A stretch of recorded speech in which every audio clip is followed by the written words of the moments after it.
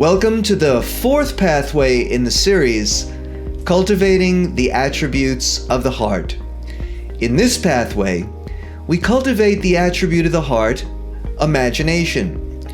As I've said, humans are the only beings we know of in the universe that can imagine what does not yet exist. We have ideas, and then from this picture in our mind, we create things and make them real. Someone imagined a device that you could hold in your hand and have access to all the wisdom of humanity, as well as porn and cat videos. And now it exists.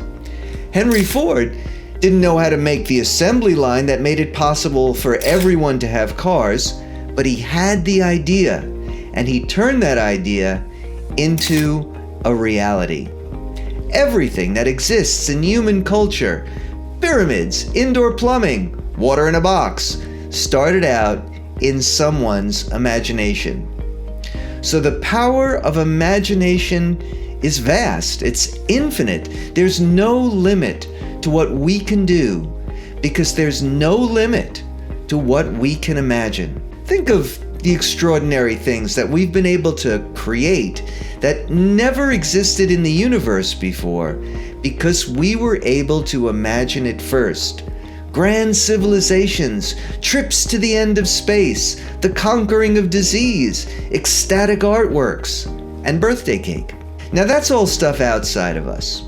We also need our imagination to become the person we want to be and to create the life that we want. The attribute of the heart that I call imagination is also something that grows and develops over time. It's an attribute, a heart muscle that we need to self-cultivate if we want it to work for us and to be effective.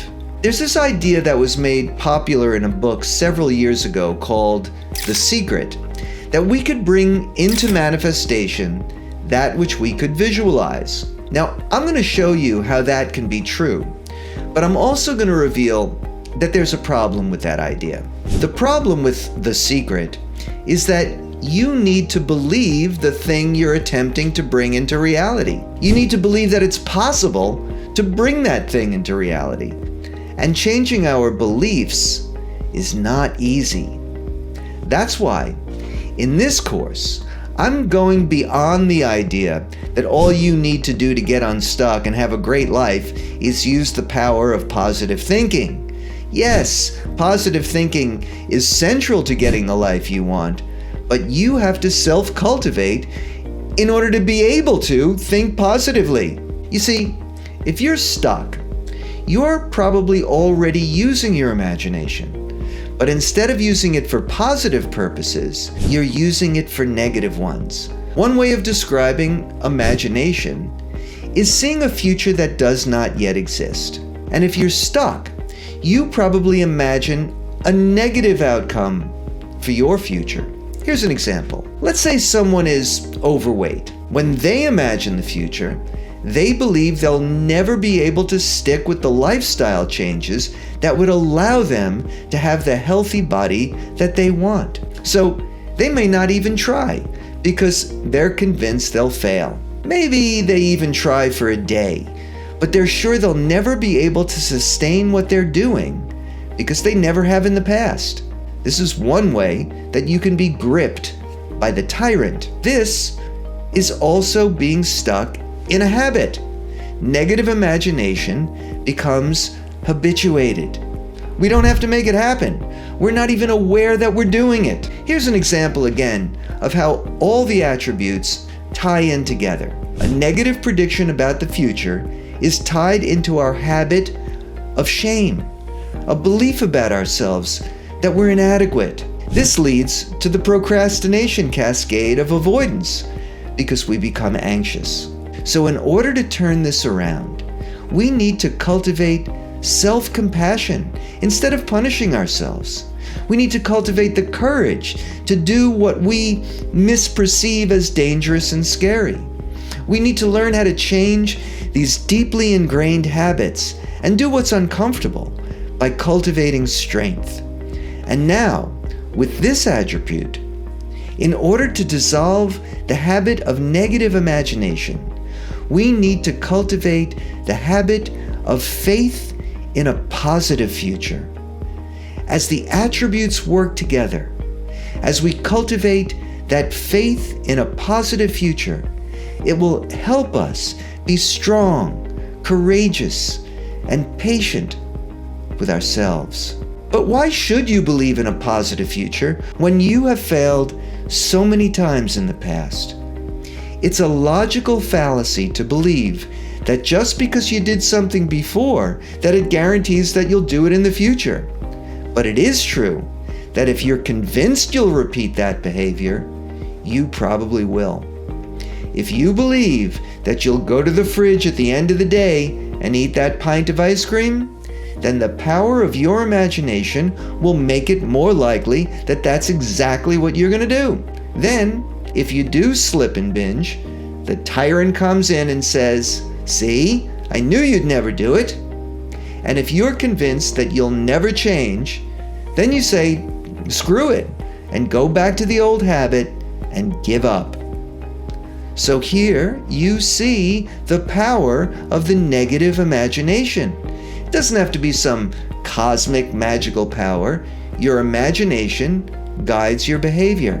These beliefs about ourselves and our future exist on a continuum. Some people can look at their beliefs about their destiny and can allow the possibility that maybe what they believe about themselves is not necessarily totally true. Other people are so rigid in their negative imagination that they're absolutely certain that they are doomed. I would call this level of belief a conviction. And the stronger your negative belief, the closer your envisioning comes to a conviction, a certainty that you're a certain negative way and that the world is a certain negative way, that you're a thing and not a process, that you're a rock and not a living being that grows and develops.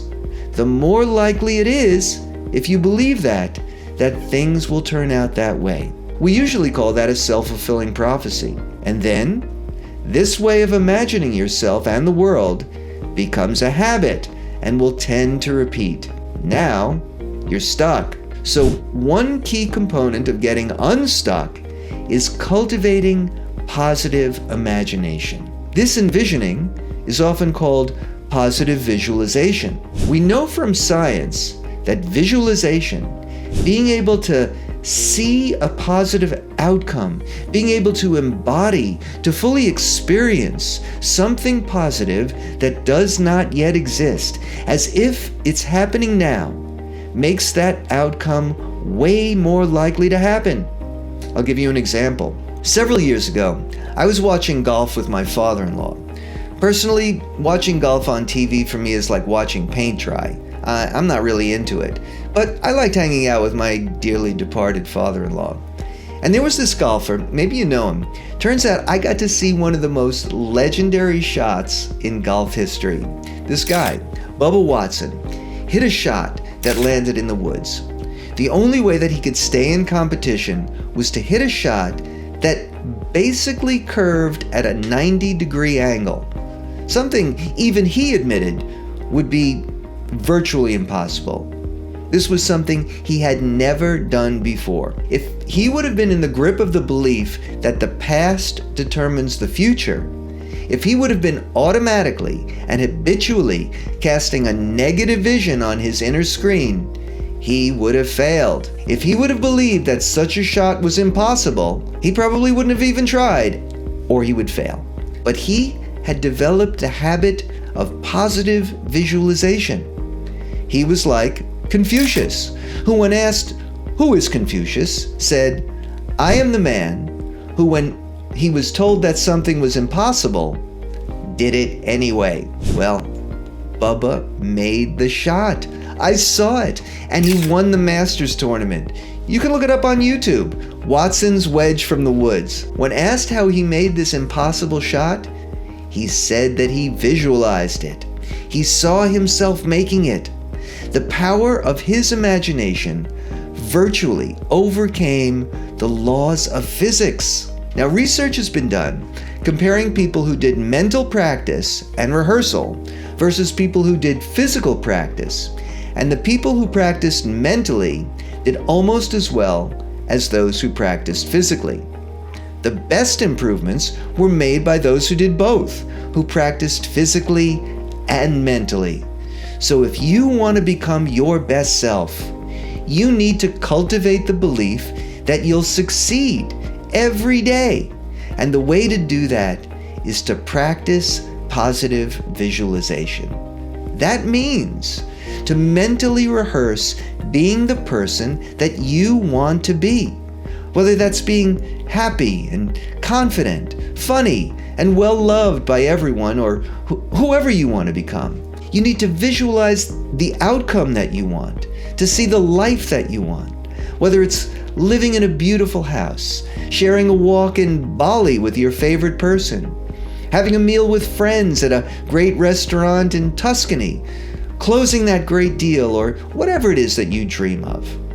You need to develop your capacity for positive imagination through practice. And of course, add in the actions through courage and strength to face your fears and override your habits. And if you have self-compassion, even if you miss the mark many times, this won't discourage you or convince you that your negative visions are reality. You'll know that with the path of devotion, compassion, courage, and strength, your positive visions will become real. The power of our imagination is infinite. There's no limit to what you can achieve if you believe. If you have a hard time seeing the outcome you want or believing that it's possible, the more you practice, the clearer that vision will become, and you'll cultivate faith and belief. This vision will also be the fuel for desire. The more you can touch, see, smell, hold something, the stronger your desire for that thing will become. And that desire will fuel the flames of your motivation. By fueling your imagination and self-cultivating, you will access an infinite source of energy that's available to you. Einstein's famous equation, E equals mc squared, tells us that there's enough energy inside every atom to fuel the sun. And this energy is available to you to give you all the resources you need to achieve anything you want in life.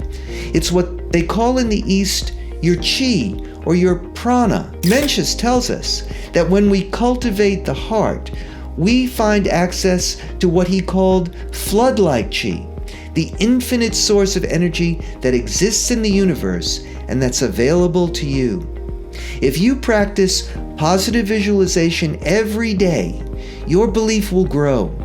And when you can truly believe that you can achieve something, then you will. In the pathway that follows, I provide you with simple visualization exercises that you can do daily that will unleash the infinite power of the universe that lives inside every one of your cells and will bring you into harmony with the laws of the universe. And then the universe will cooperate with your vision and bring that vision into reality. I encourage you to do those exercises. Next up is wisdom. See you on the next video. And thanks for listening.